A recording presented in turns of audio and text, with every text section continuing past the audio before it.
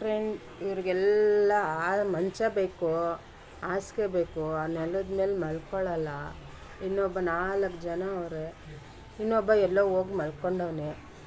ಇವನ ಹೆಸ್ರು ಕುಂಟ, ಇವನ ಹೆಸ್ರು ಬ್ರೌನಿ, ಇವನ ಹೆಸ್ರು ಕುಳ್ಳಿ, ಇವನ ಹೆಸ್ರು ಕುಳ್ಳಿ.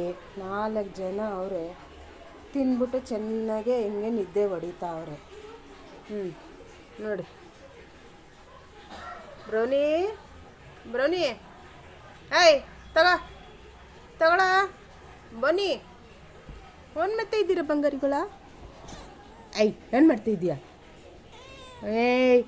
ಎದ್ರ ಮೇಲೆ ಪೀಸ್ ತಗೋ.